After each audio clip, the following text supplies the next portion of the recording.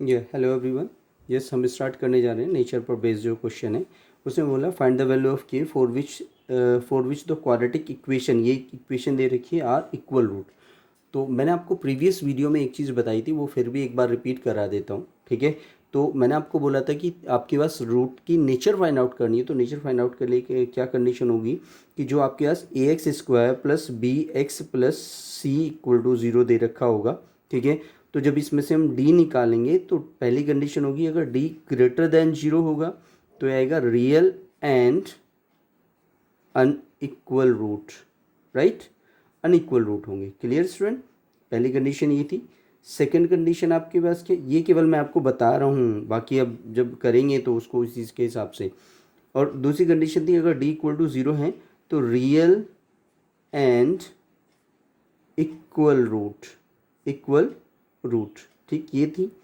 Third condition आपको बताई गई थी कि डी अगर लेस देन जीरो है तो no real root, no real root, यानी कि इसका कोई भी रियल रूट नहीं होगा। अब इसमें क्वेश्चन में क्या पूछा गया, अब आपको सारी तीनों चीज़ें नहीं लिखनी है, वहाँ पर आपको इसके हिसाब से लिखनी, जैसे क्वेश्चन की लैंग्वेज में बोला गया। उसमें बोला find the value of k for which the quadratic equation are equal root. तो इक्वल रूट वाली तो ये कंडीशन है ना, ये सेकेंड वाली। तो जब वहाँ पे करेंगे, ये तो केवल मैंने आपको रिवीजन के लिए बताया था, राइट, जिससे कि आपकी ये चीज़ें क्लियर हो जाएं। अब हम इसको सॉल्यूशन करते हैं। तो जब मैं इसको सॉल्व करूँगा तो देखिए ज़रा ध्यान से। सबसे पहले ये जो इक्वेशन है ये आपने लिखा के एक्स के अंदर मल्टीप्लाई कर दीजिए, तो के एक्स स्क्वायर आया माइनस के एक्स की टू से मल्टीप्लाई करेंगे तो ये आएगा टू के एक्स, और प्लस का कितना है सिक्स, इक्वल टू कितना है ज़ीरो। अब इसको स्टैंडर्ड फॉर्म से कंपेयर करिए, ये स्टैंडर्ड फॉर्म थी, तो a x square plus b x plus c equal to zero. तो ए की वैल्यू कितनी होगी आपके पास, के आ गई। बी की वैल्यू कितनी आएगी आपके पास, माइनस का टू के आ गई। और सी की वैल्यू कितनी आएगी आपके पास, सी की वैल्यू आएगी आपके पास सिक्स। Clear student? ये आपके पास सारी वैल्यू होगी। अब देखिए ध्यान से, उसने बोला था यहाँ पर आर इक्वल रूट, तो यहाँ लिखेंगे इट हैज़ इक्वल रूट। अगर इसके इक्वल रूट हैं तो आप यहाँ क्या कंडीशन करेंगे कि डी की वैल्यू ज़ीरो के बराबर रखिए। और डी का फॉर्मूला क्या था, बी स्क्वायर माइनस का four a c equal to zero. ये मैंने आपको प्रीवियस वीडियो में भी बताया है फॉर्मूला, राइट। तो देखिए जरा, जब इसमें वैल्यू रखेंगे तो यहाँ पे वैल्यू रखी, तो माइनस टू के का होल ऑफ स्क्वायर माइनस का फोर, ए की वैल्यू कितनी है के, और सी की वैल्यू कितनी है सिक्स, इक्वल टू कितना है ज़ीरो, राइट। इसको ओपन करा तो ये कितना आया, फोर के स्क्वायर आ गया माइनस का, ये कितना आ जाएगा आपके पास, सिक्स फोर जा 24 के आ गया, इक्वल टू कितना है ज़ीरो। दोनों में कुछ कॉमन है तो फोर के कॉमन ले लिया, तो यहाँ से फोर के से जब इसको डिवाइड करेंगे तो फोर बाहर आ चुका, एक के बाहर आ चुका, माइनस फोर से इसको डिवाइड किया तो सिक्स, इक्वल टू कितना है आपके पास ज़ीरो। तो अब ये दो पार्ट आ गए, तो आप ऐसे लिखेंगे इफ़ फोर के इक्वल टू ज़ीरो, तो के की वैल्यू आ गई ज़ीरो, राइट। और अगर आप ये रखेंगे if k minus six equal to zero, तो के इक्वल टू कितना है सिक्स। अब आपके पास बात बनती है कि इनमें से कौन सा आंसर सही है, ठीक है। तो अगर मैं इस के की वैल्यू, देखो जरा, अगर मैं इस के की वैल्यू उठा करके इस इक्वेशन के अंदर रख दूं तो ये वाली इक्वेशन तो ख़त्म हो जाएगी ना, और जब ये इक्वेशन ख़त्म हो जाएगी तो क्वाड्रेटिक इक्वेशन ही नहीं बची है, राइट। तो आपके पास जो आंसर होगा वो ये आंसर माना जाएगा, राइट। कौन सा आंसर माना जाएगा, ये वाला आंसर माना जाएगा। क्यों? क्योंकि अगर मैं ये रखता हूँ इफ़ के इक्वल टू ज़ीरो, और इस ज़ीरो की वैल्यू उठा करके इस इक्वेशन में रखूँ, तो देखो जरा, क्या सिक्स इक्वल टू ज़ीरो आएगा, क्या ये सिक्स इक्वल टू ज़ीरो आएगा भाई। जैसे मैं इस के की वैल्यू उठा करके यहाँ रखी तो ये आया ज़ीरो, तो जीरो की मल्टीप्लाई सब कुछ जीरो, यहाँ जीरो रखा तो जीरो, सब मल्टीप्लाई ज़ीरो, तो ये सिक्स इक्वल टू ज़ीरो के पॉसिबल है, नॉट पॉसिबल। तो जो नॉट पॉसिबल, तो इसका मतलब ये जो आपने ये माना है, तो ये जो माना है ये गलत है। तो आपके पास जब ये लेंगे इफ़ के इक्वल टू सिक्स, तो जब के इक्वल टू सिक्स रखते हैं तो देखो जरा, वो क्वाड्रेटिक इक्वेशन पूरी की पूरी मैनेज होगी, राइट स्टूडेंट। तो आपका जो रियल में आंसर है वो आपके पास होगा k equal to six. Clear student? Okay, चलिए नेक्स्ट क्वेश्चन पे अब हम, जिस स्टूडेंट देखिए जरा, नेक्स्ट क्वेश्चन उसने बोला है find the value of k for which the quadratic equation, ये दे रखी है आपके पास, has two real equal root. जब टू रियल इक्वल रूट बोल दिया है उसने तो फिर वही कंडीशन, डी की वैल्यू जीरो। तो सबसे पहले इसकी कंपेयर, जो आपके पास ये स्टैंडर्ड इक्वेशन दे रखी है आपके पास, सॉल्यूशन करते हैं। तो सबसे पहले हम इस इक्वेशन को लिखेंगे यहाँ पर। जब इक्वेशन को लिखेंगे, जो आपके पास गिवन किया है वो गिवन किया है के प्लस का फोर एक्स स्क्वायर प्लस, यहाँ पे बचा के प्लस वन, राइट, एक्स बाहर है, plus one equal to zero. तो ध्यान रखना इसको स्टैंडर्ड फॉर्म में पहले कन्वर्ट कर लेना अगर नहीं है, जैसे कि मैंने प्रीवियस क्वेश्चन में आपको बताया।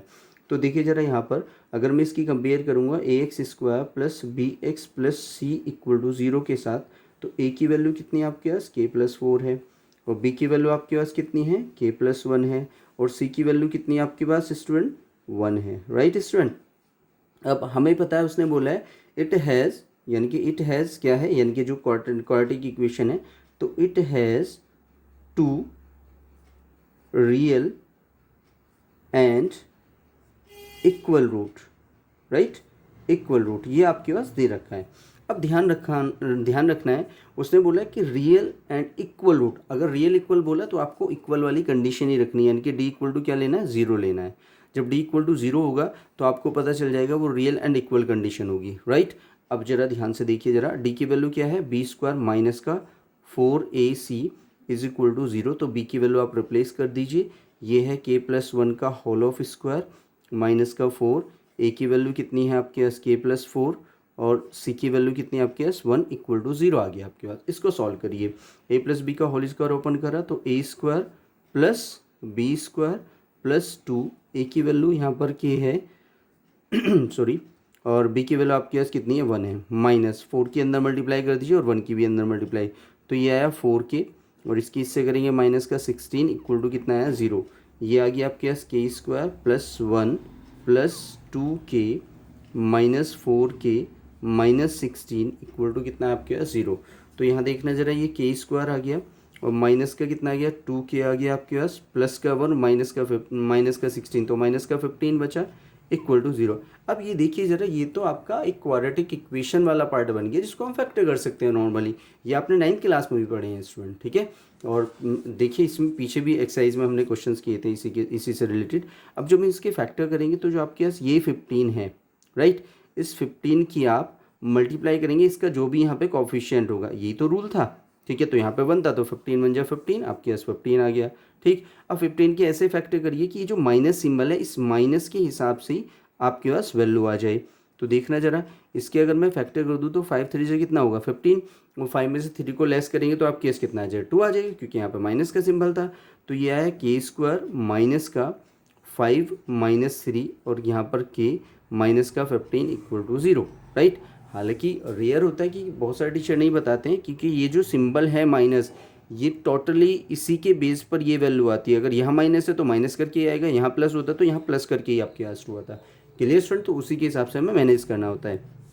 अब देखिए ये आया k² माइनस, अंदर मल्टीप्लाई कर दीजिए इसकी भी और माइनस की भी, तो माइनस का 5 क्यों हो गया, माइनस माइनस कितना हुआ प्लस हो गया, यहाँ कितना आया 3k minus 15 is equal to कितना है आपके पास 0 आ गया, राइट। इन दोनों में से क्या कॉमन है, k कॉमन ले लीजिए, तो यहाँ पे बचा k माइनस का 5 प्लस का 3 कॉमन ले लीजिए, तो यहाँ पे बचा आपके पास k माइनस का 3 से इसको डिवाइड करेंगे 5 इक्वल टू कितना आया 0, क्लियर स्टूडेंट।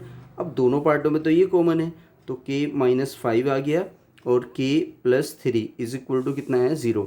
अगर मैं करता हूँ if k minus 5 equal to 0, तो k की वैल्यू आपके पास आ जाती है 5, राइट स्टूडेंट, ठीक है। और अगर मैं बात करता हूँ यहाँ पर if k plus 3 is equal to 0, तो k की वैल्यू कितनी आ जाती है आपके पास स्टूडेंट, माइनस का 3 आ जाती है, राइट। तो ये दोनों के दोनों ही आंसर माने जाएंगे, क्योंकि जब ये वैल्यू आप रिप्लेस करेंगे इस क्वेश्चन के अंदर, तो देखो कुछ भी वैल्यू आपके पास एडजस्ट हो जाएगी आराम से, क्वाड्रेटिक इक्वेशन ही बनी रहेगी, राइट स्टूडेंट। तो आपके जो आंसर आएंगे, hence the value of k is equal to कितना 5 और या फिर k इक्वल टू -3, तो ये दोनों के दोनों ही आंसर आपके पास सही होंगे, क्लियर स्टूडेंट, यही आपका आंसर होगा, क्लियर। मैं आपको दो क्वेश्चन इसी पर बेस कराऊंगा।